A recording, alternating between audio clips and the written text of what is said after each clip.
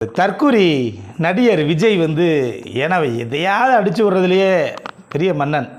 ஏன்னா இந்த படத்துகளில் திரைத்துறையில் இருக்கிற மாதிரி அவர் இந்த பாட்டு போட்டிக்கு வச்சுருக்க மாதிரி தானே வச்சுக்கிட்டு அந்த கூட்டங்களை ஃபுல்லாக பாருங்கள். இப்படி இது இப்போ நீ இது எப்படி செய்கிற, நீ வந்தோடனே இப்படி செஞ்சியா, கூட்டத்தெல்லாம் தள்ளி உட்கார வச்சு உட்காந்து பேசினியா, வந்தோன்னு என்ன செஞ்சு 42 பேர்த்த கொண்டிருக்க நீ நாங்களாம் கட்சி ஆரம்பித்து என்னென்ன நலத்திட்டங்களை செஞ்சது இருக்கட்டும் ஒரு பக்கத்து.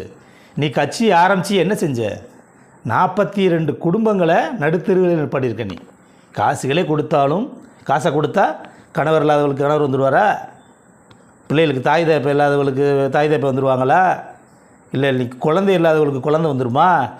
நீ வந்த சாதனை என்ன, இதெல்லாம் பறந்துட்டு அதை பற்றி நீ எதையா பேசுகிறியா? நீ என்னமோ புதுசாக நேற்றையும் கட்சி ஆரம்பித்து நாங்கள் நிற்க போகிற மாதிரி இந்த 2 வருஷத்தில் நாங்கள் எப்படி வளர்ந்துருக்க மாட்டோம். 2 வருஷத்தில் நீ என்ன பண்ணியிருக்க, எத்தனை பேர் குடும்பத்தை நாசப்படுத்தியிருக்க. நீ கூட்டம் நடத்துகிற அந்த 42 உயிர் மட்டும்தானா? நீ எங்கே மாநாடு நடத்துறியோ, எங்கே கூட்டம் நடக்குதியோ, எங்கேயோ விழுந்து சாகுறேன். அதை பற்றி நீ பேசியிருக்கியா இன்றைக்கி? அது அவங்க வீட்டுக்கு போயிருக்கியா நீ? நீலாம் முதலமைச்சரை பேசுகிறதுக்கு உனக்குலாம் என்ன தகுதி இருக்குது? மானங்கட்ட பேல உன்னை இனிமேல் அப்படி தான் பேசணும். சும்மா போகிற போக்கில் எதாவது அடிச்சு விடுற.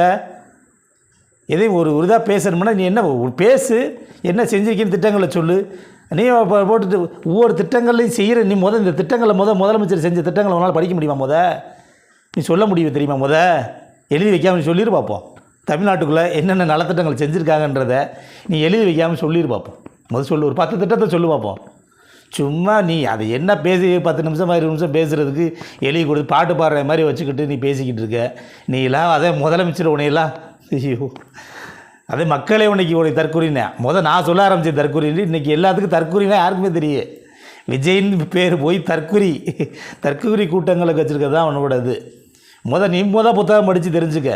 நீ அறிவாளி யார், யார் இங்கே இப்போ இங்கே உள்ள இந்த சுதந்திரப்பட்ட இந்தியாவில் யார் போல் பண்ணியிருக்காங்க. இந்தியாவுக்குள்ளே இருக்க புரட்சியாளர்கள் தெரிஞ்சுக்க. நீ உலக புரட்சியாளர்லாம் கூட அப்புறம் தெரிஞ்சுக்கலாம்.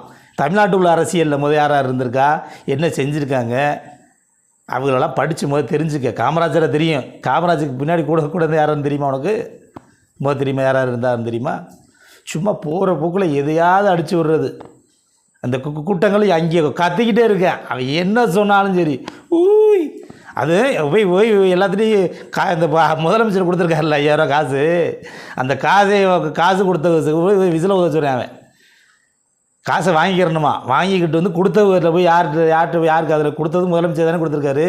முதலமைச்சர் எல்லோரும் போய் முதலமைச்சர் காதில் உதவ சொல்லுவோமா? முதலமைச்சர் தானே கொடுத்துருக்காரு. இல்லை கட்சிக்காரங்க அன்றைக்கி எங்கன்னா வீட்டிலே கொடுத்துருக்காங்களா? அவங்க வங்கி கணக்குலேயும் கொடுத்துட்டாங்கல்ல தற்கூரி. அது கூட உனக்கு தெரியலை என்ன நடந்துச்சு, எப்படி காசு கொடுக்குறான்ட்டு. என்ன வீட்டுக்கு கொண்டு போய் காசு கொடுத்த மாதிரி கொடுத்தவங்க காசு வாங்கிக்கிட்டு அவங்க காதில் உதவான் அதனால தான் உனக்கு தற்கூரின்னு சொல்கிறோம். அவங்க கூட இருக்காலையும் தற்கூரி, நீ தலைமை தற்கூரி. இன்னமே அப்படி போட்டுக்க. தமிழக வெற்றி கழகம் இல்லை, தற்கூரி கழகம். தற்கொலை தலைமை ஒருங்கிணைப்பாளர். சீமான் நாம் தமிழரில் போடுவார்ல தலைமை ஒருங்கிணைப்பாளர் மாதிரி நீ தற்கொலைகளுக்கு தலைமை ஒருங்கிணைப்பாளர். ஏன்னா உன்னை பார்த்தானே இப்படியா இருக்குது. அதை நினச்சாதே ரொம்ப வேதனையாக இருக்குது. சும்மா போகிற போக்கில் எதையாவது ஒன்று பேசணும்னா உன்னால் எதாவது பேசாமல் இருக்கு. என்ன பேசுகிறீன்ற ரொம்ப தெரியுதா? உனக்கு கருத்தியல் ரீதியாக பேச தெரியுதா? எதை சும்மா போகிற போக்குலை 30% நாங்கள் தான் 30%. இப்போ நீங்கள் எந்த தேர்தலில் 30% ஓட்டு வாங்கினீங்க?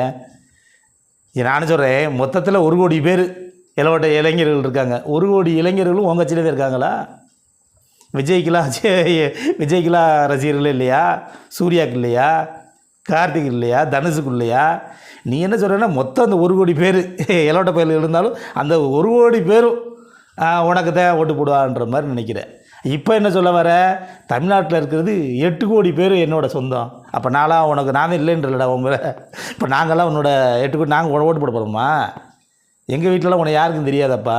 தற்கொலையாதையும் தெரியும். என் பிள்ளையில சின்ன பிள்ளையா இருந்தால் தெரியாது. நான் அப்படி சொல்லி தற்கொலைன்னு சொல்லி தான் உனக்கு சொல்லி கொடுத்து வளர்க்குறான். என் பிள்ளையிலே பார்த்தாவே சொல்லுது, பாட்டு வந்துட்டா தற்கொலை பாட்டு வந்துருச்சுப்பா மாற்றுப்பா அப்படின்னு சொல்லி தொலைக்காட்சி பெட்டியே அந்த அளவுக்கு தான் இருக்குது. நீ சும்மா போனால் மொத்தத்துலேயே தமிழ்நாட்டுக்குள்ளே இருக்க எல்லாருமே இன்றைக்கி எதிர்கட்சி, ஆளுங்கட்சி, மற்ற கட்சிகள், எண்ணற்ற கட்சிகள் இருக்கிற எல்லா கட்சிக்காரர்களும் உங்களுக்கு தான் ரசிகராக இருக்காங்க. அந்த 8 கோடி ஓட்டும் உங்களுக்கு தான் உங்களுக்கு போகுது. அப்போயே 30% சொல்கிற. அந்த வாக்காளர் எத்தனை லிஸ்ட்டுன்னு பார்த்துக்க. மொத்தமாக 5 கோடியா 6 கோடியான்றதை புள்ளிவரத்தோடு பார்த்துக்கிட்டு நீ தேர்தல் ஆணையத்தை கேட்டு வாங்கிக்கிட்டு இந்த 6 கோடி பேர் எனக்கு தான் ஓட்டு போட போகிறாங்க வேணா பாருங்கள்.